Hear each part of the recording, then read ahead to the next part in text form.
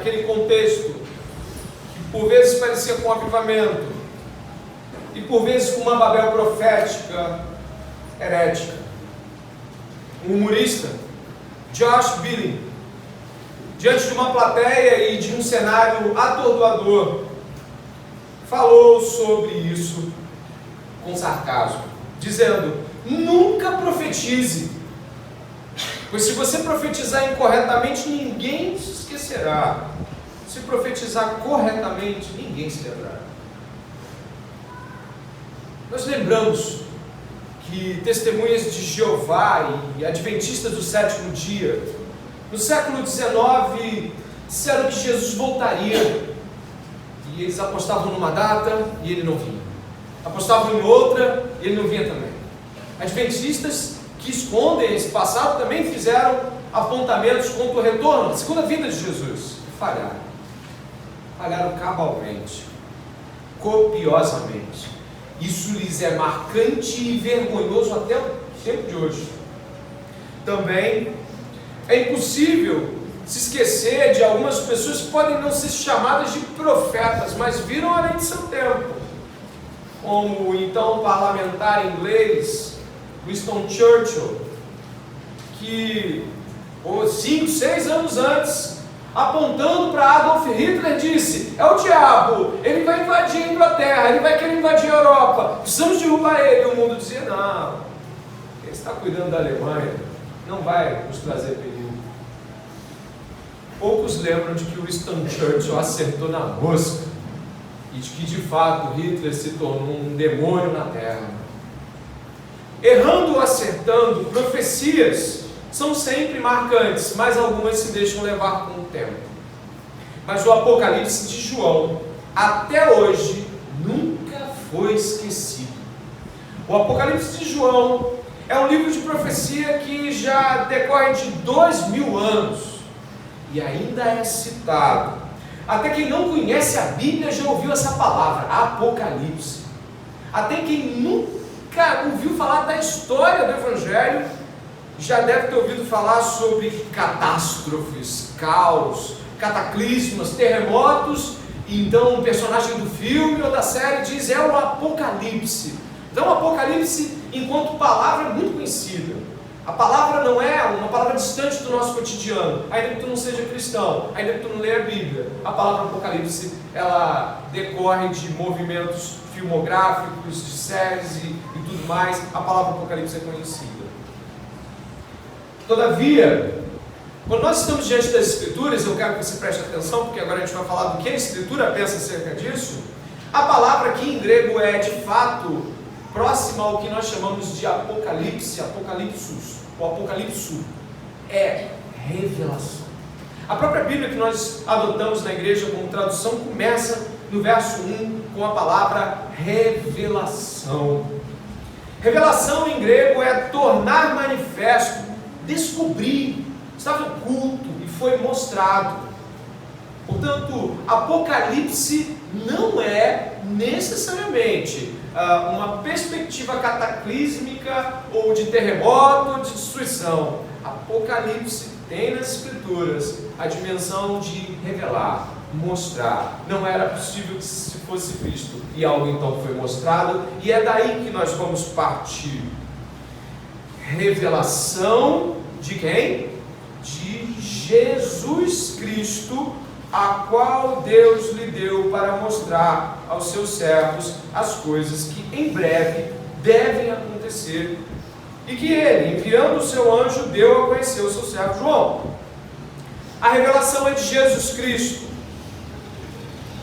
Toda a Bíblia se trata de uma revelação sobre Jesus Cristo, de uma revelação de Jesus Cristo. Atenção, isso não é pouca coisa. Quando estamos diante de revelação de Jesus Cristo na abertura de um livro, não se engane em pensar que o Apocalipse é a revelação de Jesus Cristo.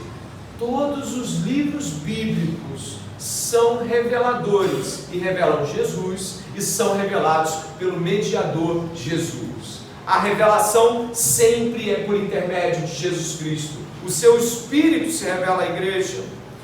Desse modo, não vamos dicotomizar. O Apocalipse é uma revelação de Jesus e o livro de Mateus é uma revelação de Mateus, de forma alguma. Toda a revelação nos foi dada por intermédio de Jesus Cristo. E embora nós tenhamos, no passado, Deus tendo falado de diferentes maneiras, e depois aos pais e aos profetas, nos falou no último tempo por Jesus Cristo, por intermédio do Filho. É assim que começa Hebreus acerca da revelação.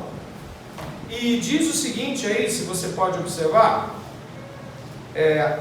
para mostrar as coisas que em breve devem acontecer, e que ele, enviando o seu anjo, deu a conhecer ao seu servo João. Algo importante ser dito aqui. Estamos tateando um livro que vai ser o livro do mês, no domingo à noite. Essa revelação destoa de aspectos que podem ser confundidos como possíveis. Isso tem que eliminar, por exemplo, a ideia lógica. Deus não se revela pela lógica. Deus não se revela, e a sua mensagem central, o Evangelho, não é revelado por sonhos, visões, profecias de quem coloca a mão no seu ombro e eis que te disse algo. Não.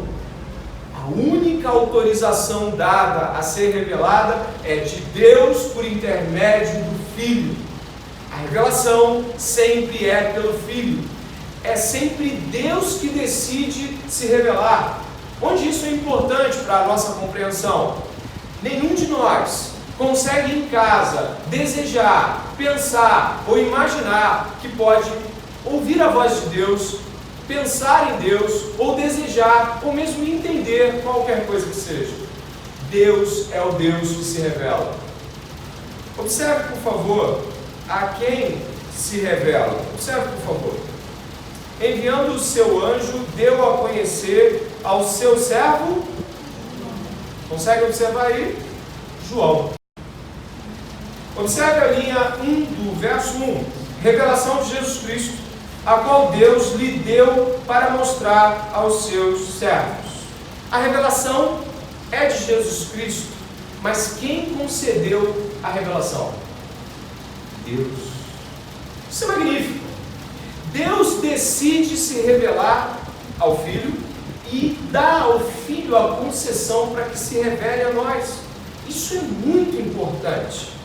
Deus decidiu se revelar por meio do Filho e somente por meio do Filho.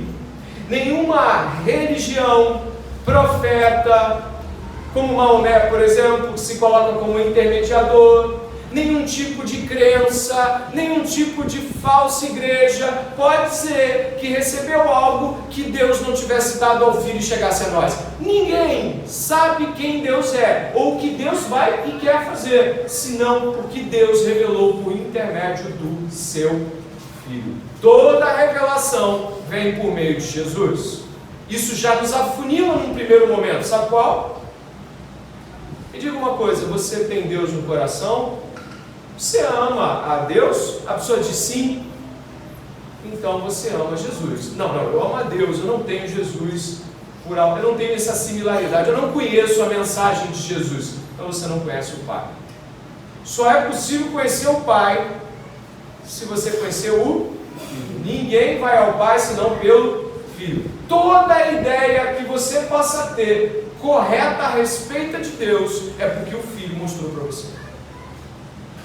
Eu não leio a Bíblia, eu não me ligo à igreja do Filho, que é a igreja de Jesus, né? Eu não tenho relação com a igreja, mas eu amo a Deus. Você é mentiroso. Você é um baita de mentiroso. Você se engana. Você está contando história para você. Deus decidiu mostrar a verdade ao seu Filho, o seu Filho a nós. E essa é a ordem. Não inverta. Não acho que ama a Deus porque sabe que Ele conhece. Eu sei que Deus existe, eu acho que Deus existe, eu sei que Deus existe, eu conheço a Deus. Mentiroso. Isso é um mentiroso. Só Jesus pode nos mostrar quem Deus é. Ponto. Isso precisa ficar claro. Como conhecer o Filho? Reconhecendo que Ele é o soberano dos reis da terra, Senhor dos senhores, único Senhor e Salvador. E reconhecendo isso, você reconhece que nada tem, nada é, nada possui, e sem Ele nada pode fazer. Se prostra diante dele e diz: me perdoa, porque sem o Senhor eu não consigo, sem o Senhor eu não sei, sem o Senhor eu não sou. E aí você pode começar, pela graça dele, a conhecer a Deus. Somente assim. Dando prosseguimento, eu gostaria de sair da revelação e ir para quem foi revelado. Por intermédio de um anjo, que é citado aqui, João aparece como aquele que recebe essa revelação para transmitir à igreja. João, ele é o autor humano, ele é a pena que Deus usou, ele é a caneta de Deus ali, ele não é quem revelou, ele não é o autor inspirado no sentido de ser ele o autor das letras, mas ele é a pena, é quem Deus usou ali por intermédio do seu Espírito. Mas é importante começarmos a olhar particularmente para a figura de João. João se coloca numa posição, deu a conhecer, diz o final do verso 1, ao seu servo João. João é um servo de Deus. Em João 1,18 diz que ninguém nunca viu a Deus, a não ser que o Filho, que o viu, o revelasse. E aí, quando nós estamos passando agora, João, ele traz para si mesmo um título vetrotestamentário. Pastor, não sei o que é isso. Um título do Velho Testamento. Os profetas falavam sobre si mesmos, chamando-se servos do Senhor. Nós vemos isso muito claramente aqui através do profeta Amós, onde ele diz assim, certamente o Senhor Deus não fará coisa alguma sem ter revelado seu segredo aos servos, os profetas. João chama para si mesmo a personalidade daquele que profere como um profeta do Velho Testamento. Deus, quando vai fazer, pela sua graça, pelo seu amor, pela sua bondade, revela ao homem. João é um profeta e entende que é um profeta. Só que a palavra aí para servo talvez amenize a estrutura textual. A palavra é muito conhecida de muitos aqui. É doulos. Doulos, em grego, é escravo. Escravo. Por mais que essa palavra te soe pesada, e é claro que a palavra servo ameniza o impacto. Porque se nós lêssemos assim, veja só, deu a conhecer ao seu escravo João, não fica mais pesado? Não impacta mais? Então não é um profeta, ele é um escravo. Sim, a palavra é escravo. Quando da tradução de Almeida, século XVIII, Almeida traduziu por servo, já que a perspectiva daquele tempo era de que escravidão era coisa de negros. Almeida sabia que se colocasse escravo, a primeira coisa que pensaria seria em negros escravos, porque era um tempo de escravidão. Isso permaneceu. E podia ser de fato mudado, eu espero que ainda seja. A tradução mais exata é que João era um escravo do Senhor. Escravo, pertencente ao Senhor. Diante dessa questão, João, o escravo, apregou que a natureza profética do Velho Testamento está sobre ele naquele momento. Ele é um servo, ele é um escravo, como aqueles homens também estavam sendo. E por que poderíamos, com certeza, sem dúvida nenhuma, colocar sobre João a perspectiva de escravo? Vá comigo ao verso 9 do mesmo capítulo. João, ainda falando na abertura da carta, diz assim, eu, João, irmão e companheiro de vocês na tribulação, no reino e na perseverança em Jesus, estava na ilha chamada Patmos, por causa da palavra de Deus e do testemunho de Jesus. A ilha de Patmos era uma colônia romana de escravidão. Eram levados para a ilha de Patmos escravos, em sua maioria, escravos que potencialmente trariam problemas ao Império Romano. Essa ilha, na Grécia, ela ficava bem distante das demais ilhas e ela era isolada num contexto até mesmo de enviar uma carta, era muito difícil. Tanto é que João diz aqui, se você puder perceber, eu, João, irmão e companheiro de vocês na tribulação, no reino e na perseverança em Jesus, estava na ilha chamada Patmos por causa da palavra de Deus e do testemunho de Jesus. Achei-me no Espírito no dia do Senhor e ouvi atrás de mim uma voz forte como de trombeta dizendo: escreva no livro que você vê e mande-o às 7 igrejas: Éfeso, Esmirna, Pérgamo, Tiatira, Sardes, Filadélfia e Laodiceia. Os teólogos afirmam que muito dificilmente ele teve condição de fazer isso, a não ser que fosse libertado do seu período de escravidão, já que ele era um prisioneiro político e o envio de cartas era muito restrito. Mas João mesmo fala que eu estava. A história da igreja dá testemunho de que João saiu da ilha de Patmos e a gente vai tocar nesse assunto depois. João é um escravo em Patmos. João está preso, como um escravo mesmo. Ele tem mais ou menos, e o imperador da época, o Domiciano, ele foi um imperador de 80 a 96. Do ano 80 até o ano 96, esse imperador mandou para lá essas pessoas. Em 96, essas pessoas puderam sair de lá. Prisioneiros políticos receberam a oportunidade de anistia e voltaram para suas terras. Mas João, e aí a gente não tem como precisar, João pode ter passado todos esses 16 anos na ilha, sim, ou menos, ou 5, ou 4, não importa. E nesse período, João era um senhor, João apóstolo, era um senhor de 80 e poucos anos. Imagine a realidade de alguém que foi apóstolo, era apóstolo de Jesus, andou com o Senhor, viu as maravilhas do reino de Deus, estava numa idade já avançada, idoso, farto de dias, cansado, e no fim da história, quando talvez ele pense assim, serei recolhido para o meu Deus e Pai, vai preso. Isso, para mim pelo menos, parece chocante, ou pelo menos é chocante para a nossa geração. João poderia pensar em uma aposentadoria melhor, ou pensar assim, já passei por tanta coisa, e agora ainda preso, o que me resta diante disso? Para agravar a situação, esse João, apóstolo, ele é citado em diversos textos do Novo Testamento como um homem que Jesus amava. Por exemplo, quando nós estamos diante da ceia, Pedro fala para João encostar a cabeça no peito de Jesus. Ele era alguém que tinha relacionamento com Jesus, reclinado estava. Se você ler depois João 19, 25, vai ver que Jesus pediu que João, discípulo amado, tomasse conta da sua mãe. Jesus amava João. Ele amava ao ponto de confiar-lhe a tutela de sua mãe. Isso tudo vai nos conferindo uma percepção de que, será que alguém tão amado, será que alguém de tanta confiança, será que alguém que chega até um estágio da vida onde fala assim, ai Deus, me recolhe, eu já cumpri minha etapa, tão amado por Jesus, ele vai para a prisão? Isso é uma antítese ao nosso tempo, isso é um completo disparate com o nosso tempo. O que nós pensamos sobre o fim da vida, ou sobre como nós vamos terminar a caminhada, e pensamos assim, poxa, Deus me ama tanto que me jogou numa prisão.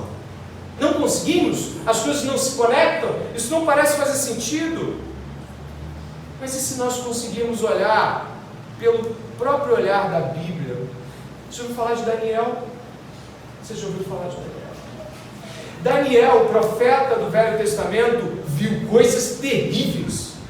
Daniel viu o avanço de Nabucodonosor, a tomada do templo, a morte de suas irmãs, estupros, violações diante dos seus olhos. Um jovem ali entre 15 e 17 anos, como ele era, ele viu coisas terríveis. Foi levado até o seio da Babilônia, aquela cultura pagã que destruiria qualquer tipo de visão de Deus. Daniel foi ser escravo de Nabucodonosor.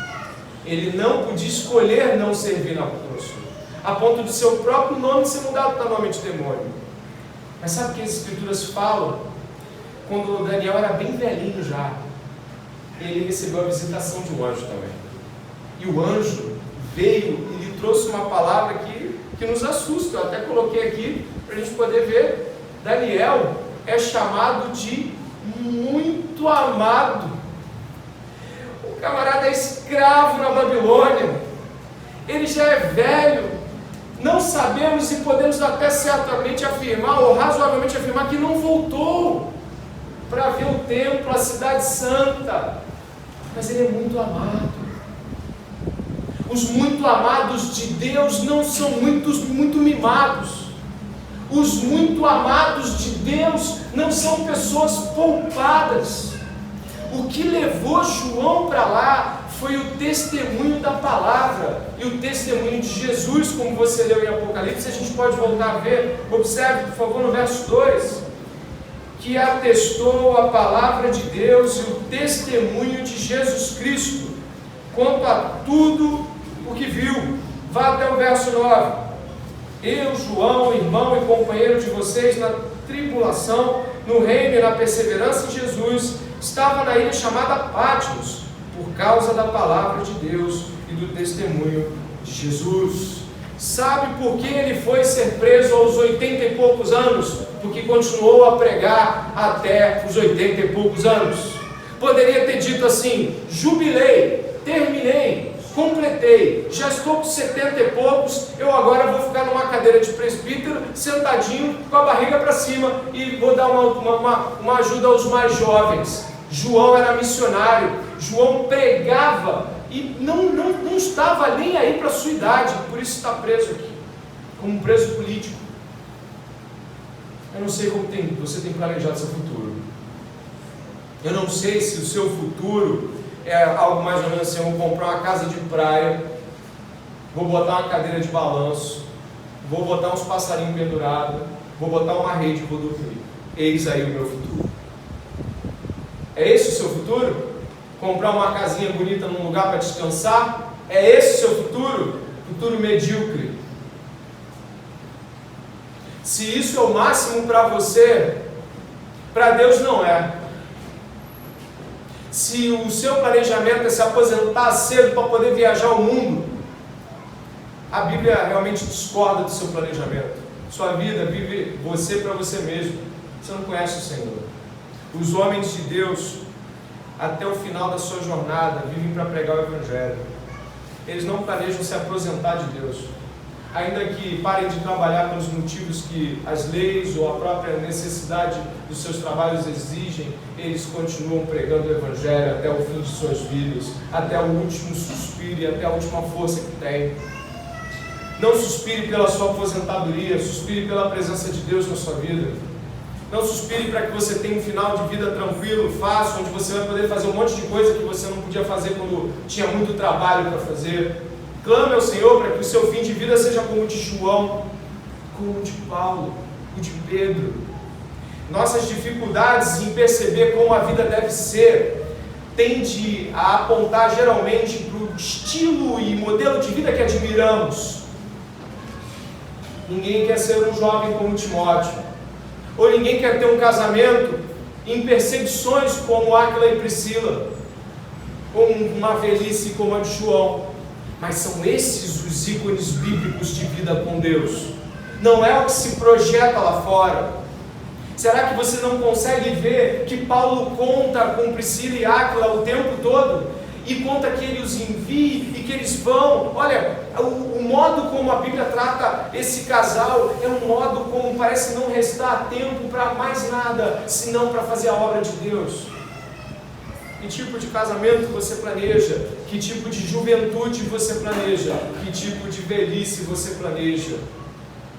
Cuidado para não ser uma completa antítese das Escrituras.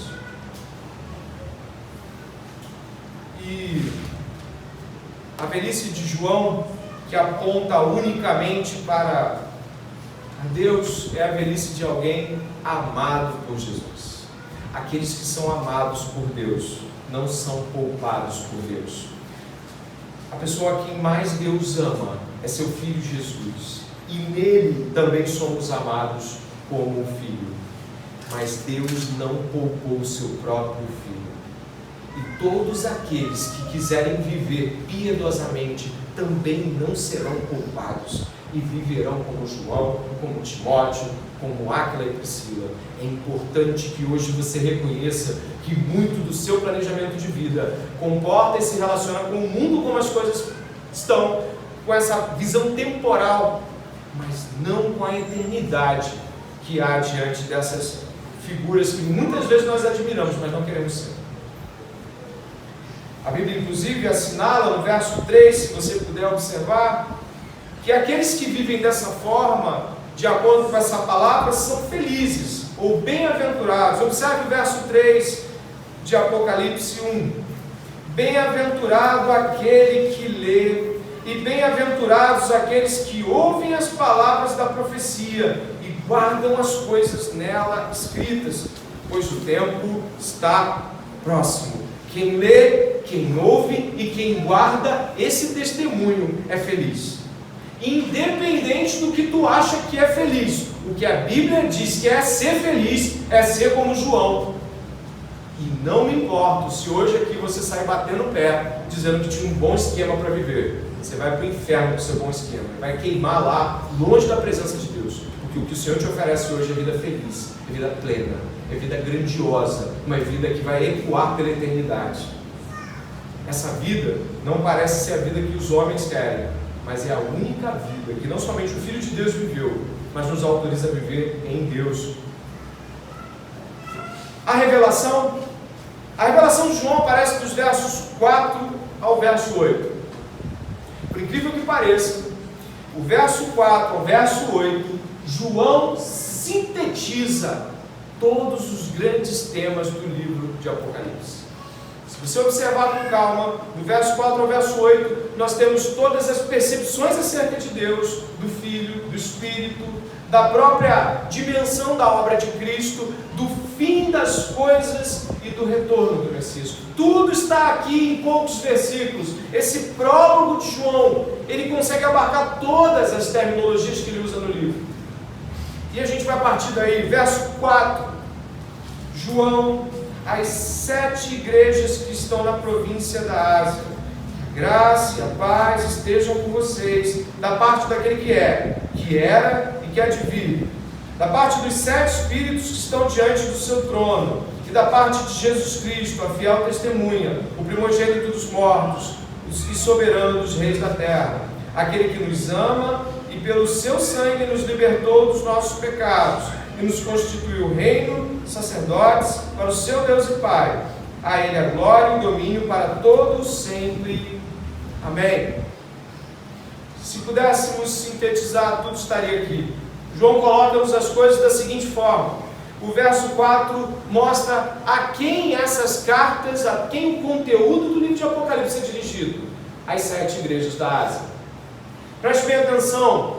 A revelação de Deus em Cristo tem como objetivo alcançar a igreja.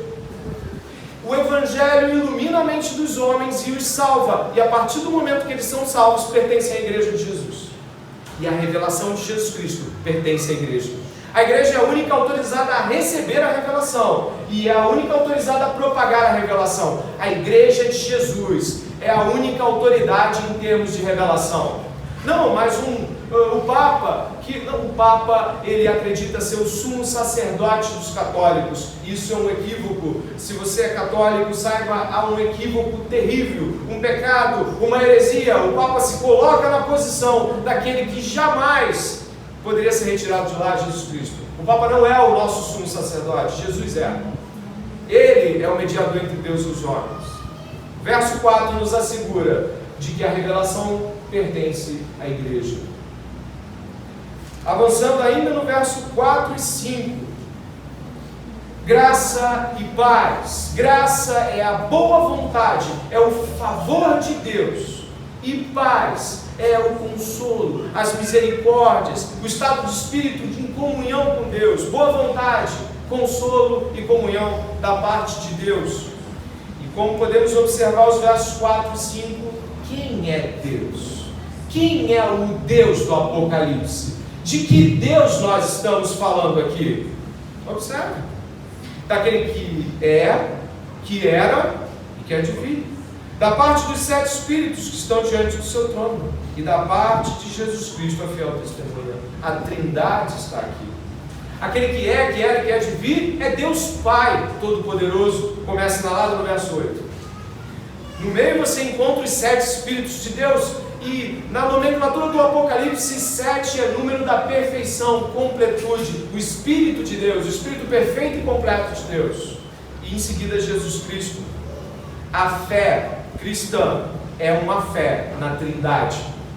Qualquer ideia de fé que exclua a ideia de que Deus é triuno, de que Deus é Pai, Filho e Espírito Santo, é mentira. Qualquer ideia de fé que exclua a Trindade, inventa a fé e inventa Deus, não é sobre Deus.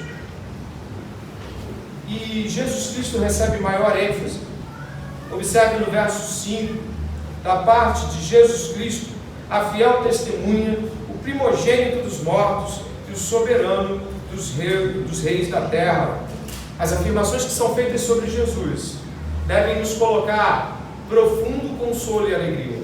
Ele vai dizer assim, fiel testemunho.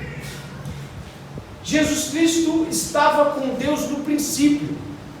Você que já leu João, saiba que no princípio era o Verbo estava com Deus, o Verbo era Deus. Jesus estava lá no princípio, onde as coisas foram criadas. Ele foi a testemunha da criação, e ele participou da criação. Jesus Cristo, ele está lá desde o princípio. Também no livro de Apocalipse é importante ressaltar de que a palavra fiel, testemunha fiel, tem a ver com o modo como você, eu e, é claro, primeiramente o próprio Jesus suportou as provações. As provações de Jesus demonstraram que ele é fiel a Deus, seu Pai. Apocalipse 17, 14, mostra ali no final, esses combaterão contra o Cordeiro, e o Cordeiro os vencerá, porque é o Senhor dos senhores, o Rei dos reis. Vencerão os que estão com ele, chamados e eleitos fiéis. Ser fiel no Apocalipse é como em Apocalipse 2,10, ser fiel até a morte, e te darei a coroa da vida. Ser fiel no Apocalipse é, diante da oposição, permanecer em perseverança. Se você perseverar até o fim, é porque você é cristão. Se diante do combate, diante da afronta de Satanás, da pressão do mundo, esse mundo anticristão, esse mundo anticristo, você se manter fiel, permanecer fiel, você será salvo, você será poupado. E Jesus Cristo é a testemunha fiel. Ele é fiel porque desde o começo da criação, ele é a testemunha de todas as obras do Pai. E ele é fiel porque diante da oposição, se manteve em sua postura em relação a Deus, nosso Pai, e em relação ao amor com que nos amou. O verso 5 assinala a sua posição como o primogênito dos mortos. Jesus é o primeiro da criação. Significa que ele não é criado, mas ele é aquele que traz a dimensão da primazia. É para ele que apontam todas as coisas. Nós temos textos, por exemplo, em Colossenses, falando que ele é o princípio da criação. É nele que a criação converge. É para ele que a criação aponta. Ali também em Romanos, ele é o primogênito entre muitos irmãos. Após a ressurreição de Jesus, todo aquele que crê, ele deu o poder de serem feitos filhos de Deus. Então ele é o primeiro de uma série de filhos de Deus nele, que são filhos da ressurreição. Ele também é o primeiro dos filhos de Deus nessa ordem, no sentido de que nele somos filhos, e fora dele não podemos jamais ser chamados filhos de Deus. As pessoas falam assim, elas falam com um certo grau de grosseria: não, todo mundo é filho de Deus. Não, é filho de Deus aquele que nasceu de novo em Cristo Jesus. Esse é filho de Deus, e somente esse. Em Apocalipse 1,18, você pode olhar comigo na sua Bíblia. Jesus Cristo, como primogênito dos mortos, também tem uma prerrogativa terrível, no bom sentido. Diz assim, quando João o vê e cai aos seus pés, verso 17 do capítulo 1, ao vê-lo cair aos seus pés como um morto, porém ele pôs sobre mim a mão direita, dizendo: não tenha medo, eu sou o primeiro e o último, e aquele que vive, Eu estive morto, mas eis que eu vivo para todo sempre e tenho as chaves da morte e do inferno. Jesus controla a morte, Jesus controla o inferno, Jesus é o dono de tudo isso, Ele é o soberano. A primogenitura de Jesus é completa em todos os sentidos. O texto avança, o chamando de soberano dos reis da terra. Por que essa afirmação é tão importante para o livro de Apocalipse? Porque João poderia muito mesmo pensar de que ele estava preso porque o César romano era poderoso. Ele é um rei poderoso. Eu estou preso porque ele é um rei poderoso. Pelo contrário, ele diz que está preso para testemunhar Jesus e a sua palavra.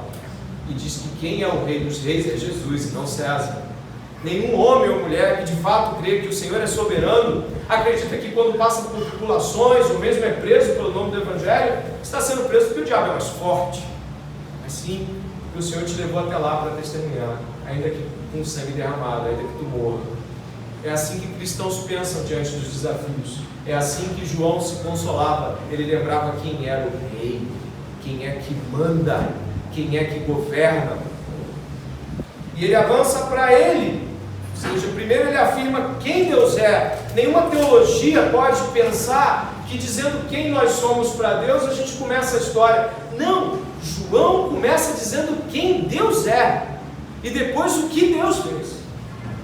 Nós louvamos a Deus pelas suas obras, mas adoramos primeiramente quem Deus é. Não estamos procurando as suas mãos, ainda que dependamos da sua bondade. Nós adoramos quem Deus é. É assim que João começa. Ele diz quem Deus é e depois o que Deus fez. O verso 5, parte B: aquele que nos ama e pelo seu sangue nos libertou dos nossos pecados. Ele afirma, ele nos ama. Não falamos que João era amado ou que era muito amado de Jesus. E o que ele afirma? Ele me ama, sim. E ele não me ama porque me livrou de César. Ele não me ama porque me deu uma velhice tranquila. Ele não me ama porque as doenças sumiram. Ele não me ama porque as coisas estão dando certo como dariam certo para alguém desse mundo. Ele me ama porque ele me libertou da escravidão dos meus pecados. Essa é a algema que João fala aqui. A grande algema de um homem, de uma mulher, é ser algemado por Satanás e não conseguir se livrar dos seus pecados. Viver uma vida de mentira. Eu e você vivíamos uma vida de mentira antes de Jesus Cristo. Nós tínhamos que nos esconder, contando coisas para uns, contando coisas para outros, vivendo por entre as lacunas da vida. Para João, a liberdade não está nas mãos de César, está nas mãos de Jesus. O pecado escraviza o homem. O homem é escravo do pecado. E a não ser que o sangue de Jesus o liberte, ele continua escravo do pecado. É essa a liberdade. É por isso que João fala, eu sei porque ele me ama, porque ele me libertou com seu próprio sangue. Qualquer um que queira ser livre de seus pecados, encontre em Jesus o seu libertador. O texto continua, que nos constituiu o reino. Ué, e o César? César não, Jesus, o reino é dele. Sacerdotes, ou seja, aqueles que ministram o amor e ministram também a mensagem terrível do Evangelho. Aqueles que intermediam para o seu Deus e Pai, a Ele a glória e o domínio para todos sempre.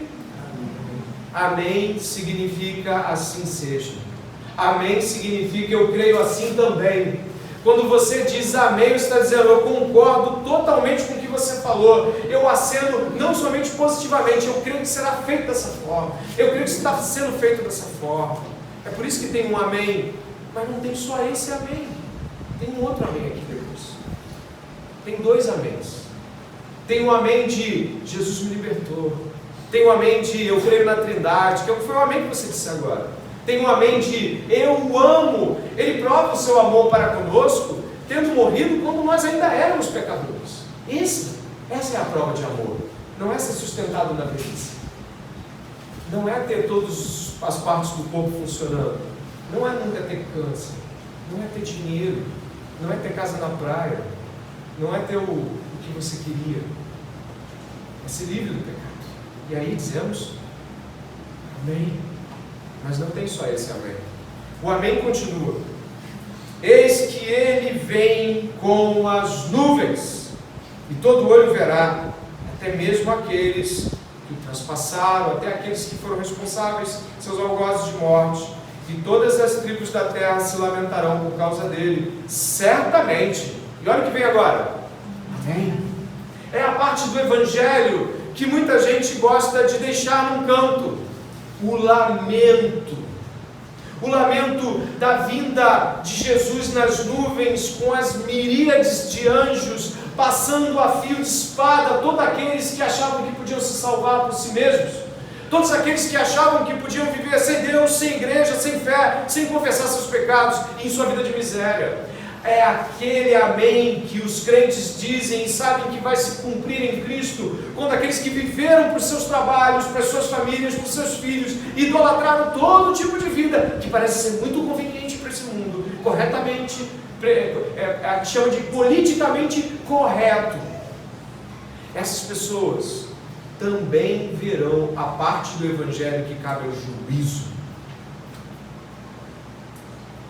Quando se prega sobre juízo, cristãos tremem.